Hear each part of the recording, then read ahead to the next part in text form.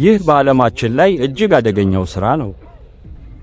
በአሁኑ ሰዓት እኔ የምገኘው መርዛማ ጋዝ እየሞላ ባለ ንቁ እሳተ ገሞራ ውስጥ ነው። ይህንን ጋዝ መተንፈስ ከዕድሜው ላይ 30 ዓመት ሊቀንስ ይችላል። እዚህ ኢንዶኔዥያ በሚገኘው አይገን ተራራ ማውንት አይጄን በመቶዎች የሚቆጠሩ ሰራተኞች በየቀኑ ይህንን አደጋ ይጋፈጣሉ። ለምን እንዲህ እንደሚያደርጉ ለማወቅ ደግሞ እኔ ራሴ ሥራውን ለመሞከር መጥቻለሁ። ዋው! ኦ አምላኬ! ይሄው ጀመርን። ልክ እንደ ፊልም ነው የሚሰማው አይደል? ሎርድ ኦፍ ዘ ሪንግስ ውስጥ ያለን ነው የሚመስለው። እንግዲህ ነገሮች አደገኛ ከመሆናቸው በፊት የመጨረሻው ማቆሚያ እዚህ ጋር ነው። አይለፍ የሚለውን ምልክት አልፈን እንሂድ። የመጀመሪያ ግባችን በእሳተ ገሞራው ስር የሚገኘውን ማዕድን መድረስና ሰራተኞቹ የሚሰሩበትን አስከፊ ሁኔታ ለእርስዎ ማሳየት ነው። የመጀመሪያው ፈተና ጋዝ ነው። የጋዝ ደመናው ወደ እኛ እየመጣ ነው።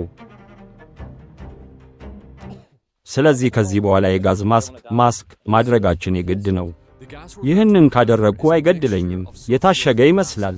አሁን የምንጋፈጠው ጋዝ ከእሳተ ገሞራው ጥልቀት የሚወጣ የሰልፈር ጋዞች ድብልቅ ሲሆን አንዳንዶቹ ወዲያውኑ ሊገድሉ የሚችሉ ናቸው። አሁን ላለመተንፈስ እየሞከርኩ ነው። ኦ አምላኬ!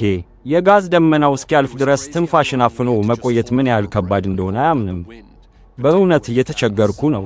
ነገር ግን ይህንን የመጀመሪያ የጋዝ ደመና አልፈን ወደ መጀመሪያው መጠለያ ደረስን። ያ በጭራሽ ደስ የሚል አልነበረም።